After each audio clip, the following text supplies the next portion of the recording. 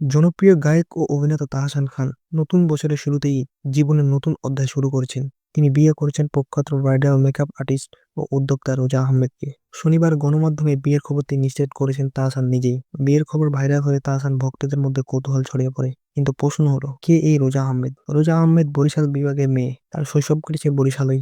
উচ্চশিক্ষার জন্য তিনি যুক্তরাষ্ট্রে পাড়ি জমান এবং নিউ ইয়র্ক ইউনিভার্সিটি থেকে কসমোটোলজিতে স্নাতক ডিগ্রি অর্জন করেন।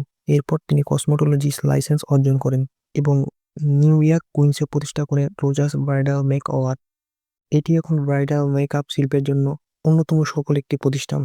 দীর্ঘ 10 বছরের বেশি সময় ধরে রোজা বাংলাদেশ এবং যুক্তরাষ্ট্রে ব্রাইডাল মেকআপ আর্টিস্ট হিসেবে কাজ করছেন। পাশাপাশি তিনি একজন প্রশিক্ষক হিসাবে নারীদের কসমোটোলজিতে দক্ষ করে তুলছেন এবং তাদের উদ্যোক্তা হওয়ার জন্য প্রেরণা দিচ্ছেন। তার ফেসবুক পেজ রোজাস ব্রাইডাল, যার ফলোয়ার 1 মিলিয়ন বা 10 লাখের কাছাকাছি। রোজা একজন সফল উদ্যোক্তা হলেও তার ব্যক্তিগত জীবন অত্যন্ত সাধারণতা। তিনি ঘোরাঘুরি ভালোবাসেন এবং দেশে থাকতে সাজেক, নাফাখুম আর রাঙ্গামাটি ঘুরে বেরিয়েছেন। তিনি রান্নাও পারদর্শী ছিলেন।